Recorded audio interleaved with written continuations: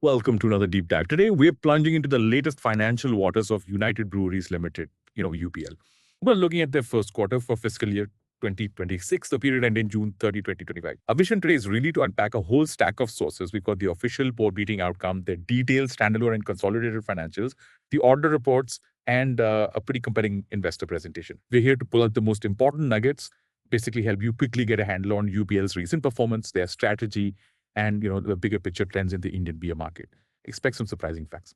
Okay, let's dive in. The board meeting that happened on July 22nd, 2025. Yeah, they officially approved these results then. So that sets the stage. How did UBL actually do this quarter? What are the big numbers telling us? Well, right off the bat, we see net sales jump a pretty robust 16% year over year. That takes them to ours. 2,862 lakhs, so roughly 286 million Indian rupees for the standalone figures in Q1 FY26.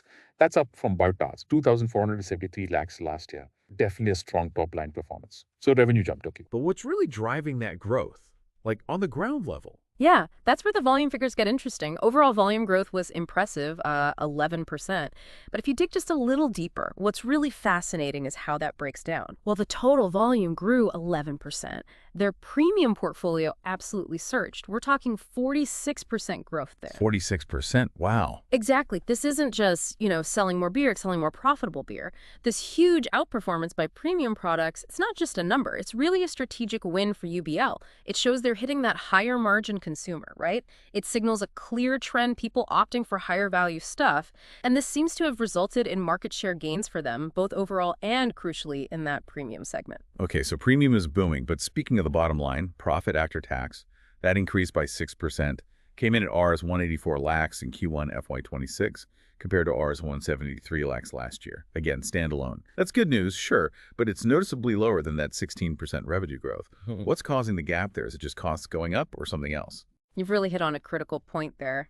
That more modest profit growth, even with really healthy revenue and volume, well, it points towards significant margin pressures. If you connect that to the bigger picture, yeah, it tells us that while they're expanding and selling more, the profitability per unit is facing some headwinds. Headwinds, okay. And that's where we need to really dig into their cost structure. Right. So let's talk profitability then.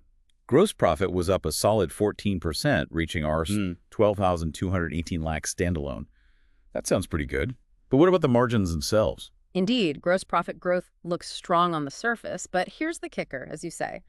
Their gross profit margin actually tightened. It contracted by 50 basis points. 0.5%? Yeah, half a percentage point. Dipped to 42.5% this quarter from 43.0% last year. It's like, selling more widgets but making slightly less profit on each one.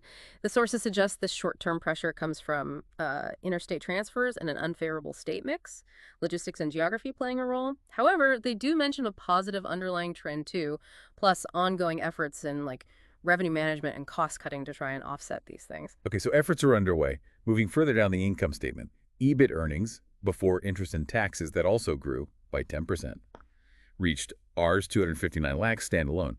But again, similar story with the margin rate. The EBIT margin also contracted slightly, down 44 basis points to 9.0% from 9.5%. What's eating into those operating margins? Yeah, same pattern. This margin squeeze, despite profit growth, seems directly linked to continued quite significant investments. The company is actively putting money behind its brands, its capabilities, its supply chain, building for the future. And you see this reflected in the expense lines. Employee benefits expense up 9%. Other expenses surged by 19%. 19%. Yeah, which points to, well, both inflation probably, but also those strategic investments we talked about. They're spending money to hopefully make more later. But then you look at the finance costs, and something truly stands out. Yeah. A jump of over 600%, from just Rs 2 lakhs to Rs 11, standalone. What does that dramatic leap tell us? Is it separate from operations? Oh, absolutely. That dramatic surge in finance costs, even though the absolute numbers are still relatively small compared to revenue, it's a very specific flag. It almost always signals increased borrowing, perhaps for those big investments we just discussed. Makes sense. Or maybe exposure to higher interest rates. It's a potential sort of silent drain on profitability, definitely something to watch in future reports. Okay. Now, UBL operates mainly in two segments, Yeah. Beer, obviously, and non-alcoholic beverages. What does the performance here tell us about their strengths and maybe challenges? Well, no surprise, the beer segment is still the absolute engine room. It accounts for virtually all the revenue. We're talking Rs, 5,037,813 lakhs, and generates significant profit too. Ours, 38,174 lakhs in standalone figures. So yeah, that clearly highlights where the core business strength and, frankly, focus lies. Right, and their non-alcoholic beverages segment still finding its feet. Seems like it, still relatively small scale. And, importantly, it continues to post a segment loss, about Rs 57 lakhs on a standalone basis this quarter. So it looks like UBL is still trying to crack the code on profitability there, which is kind of underlined by their decision, remember, back in May 2022, to close their Bihar unit's non-alcoholic manufacturing. Yes, due to economies of scale, they said. Exactly. It shows they're making pragmatic, maybe tough decisions based on financial viability, even if it means pulling back from something. Okay, let's shift to regions. Looking at volume growth across India, where did UBL shine and where did they maybe face some unexpected issues? Yeah, it was a bit of a mixed bag geographically. Strong growth down south, up 16%. That was mainly driven by Andhra Pradesh and Telangana. The west also did well, grew by 13%. Maharashtra, MP, Goa leading the charge there. And the north saw an 8% increase, mostly fueled by UP and Rajasthan. But not everywhere was up. It wasn't uniform growth across the map then. No, definitely not. Punjab actually saw a decline in the north, and the east region overall declined by 1%. There was strong growth in Assam, but that was offset by volume drops in West Bengal and Odisha. Okay. And here's an interesting one. Despite that strong overall performance in the south, Karnataka actually experienced a volume decline. Karnataka declined. That is interesting, especially given we'll get to their strategic moves there soon. Precisely. This uneven regional performance is definitely a puzzle for UBL to manage, especially with big investments tied to specific areas. On the plus side, though, they did mention a positive price mix being a key driver overall. That came from price hikes in places like Telangana, UP, Orissa, and Rajasthan. Yep. And also that favorable product mix due to the shift towards premium stuff we talked about earlier. Got it. Okay, so the company's clearly making strategic moves beyond just the sales numbers. We see they're investing heavily in CapEx. Rs 136 crore, that's 1.36 billion rupees in just Q1 FY26. That's a big jump, an Rs 89 crore increase compared to last year. What's this huge investment signaling? Well, this really substantial capital expenditure, it's targeted, they say, at commercial and supply chain initiatives, and it's specifically designed to cater for future growth. It really signals UBL's confidence in the market long term and their commitment to expanding capacity and reach. Confidence is good, but given those slightly squeezed margins we discussed and, well, a mountain of legal challenges we're about to get into, how prudent is this massive CapEx spend right now? Are they sort of doubling down at a potentially risky time? That's a very fair question, and the legal risks are definitely real. We need to address those. But you could argue these CapEx investments, especially things like their network optimization, like closing the Mangalore unit while investing heavily in the Mysore brewery. Right, consolidating in Karnataka. Exactly. These are actually strategic moves to try and future-proof their operations. They're aiming to streamline their supply chain, get more out of existing assets for the long haul, improve efficiency. It's quite tactical consolidating capacity within Karnataka like that. It's all about scaling up to meet expected future demand and improving those efficiencies, which could, in theory, help offset margin pressures down the line. Okay, so it's a long-term play despite short-term pressures. So what does this all mean for their outlook? The company states it's, quote, optimistic to unlock growth in the category and shape the future of beer in India.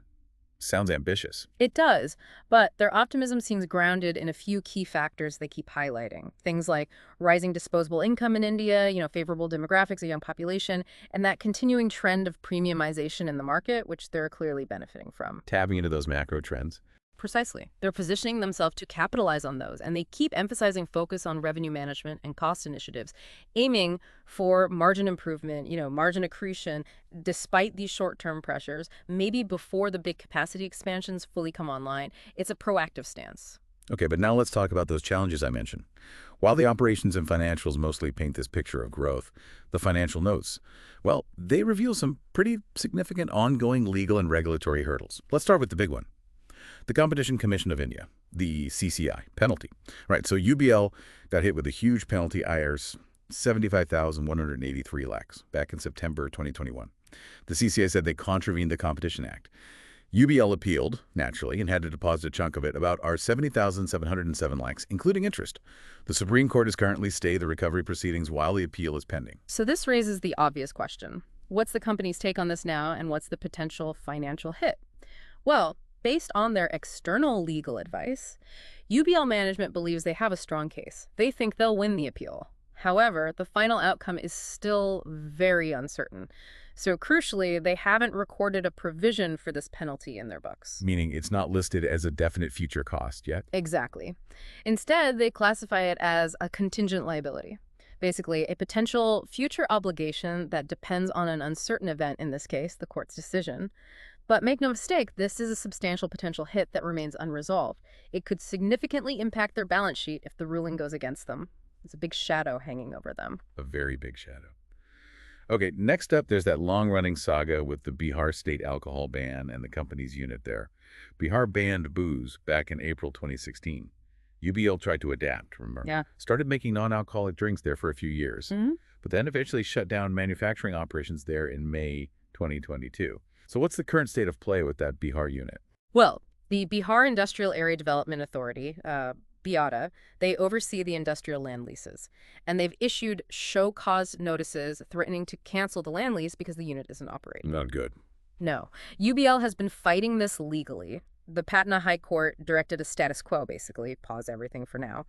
And UBL filed an undertaking, a formal promise, to restart commercial production if BIATA recalls the cancellation order. It's a bit of a standoff. Since then, BIATA has put out various policies for land options, and UBL is now trying to amend its legal case, its writ, to deal with what they see as stringent conditions in those policies, or at least get more time to sell or transfer the land. It's messy. And the carrying value, the value on their books of the property, plant, and equipment at that Bihar unit is 6,144 lakhs. Right, so that represents a significant asset, roughly 614 million Indian rupees, just tied up in this ongoing legal and regulatory limbo.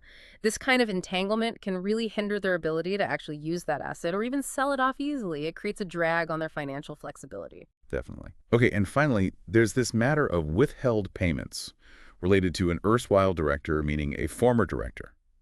UBL has held back RI's 7,287 lakhs in dividends and another Rt 45 lakhs in director fees. Why are these payments being withheld? These payments have been held back because of specific orders from various authorities. We're talking the Debt Recovery Tribunal, that's a special court in India for recovering debts owed to banks, and also tax and provident fund authorities. So it highlights these really complex legal knots that go beyond just UBL's day-to-day operations, involving multiple government bodies and the legal system. It's another layer of complexity. Okay. Shifting gears to something more positive for shareholders, perhaps. The board has proposed a dividend. Yes, a dividend of Rs 10 per equity share. That amounts to Rs 26,441 lakhs for the financial year that ended March 31st, 2025. Yeah, and it's important for you, the listener, to note that this is a proposed dividend. It's not set in stone yet. It's subject to approval at the upcoming annual general meeting. And because of that, it hasn't actually been recognized as a liability in their financial statements yet. So, good news, potentially, but not a done deal until the AGM votes. Precisely. A positive signal, but contingent. Okay, so let's try and wrap this up. You've seen how United Breweries Ltd is navigating, well, a really fascinating landscape right now. On the one hand, they're showing really robust operational growth that's fueled by strong volume acceleration, that significant push into premium products, and these big strategic investments in their supply chain. They're clearly optimistic, right, about the future of beer in India, banking on rising incomes and favorable demographics. Yeah, absolutely. But if we connect this back to the bigger picture, despite all that impressive operational momentum, the company is simultaneously juggling several large, complex, and potentially very costly legal and regulatory battles. That huge CCI penalty, the long-running dispute over Bihar, those withheld payments.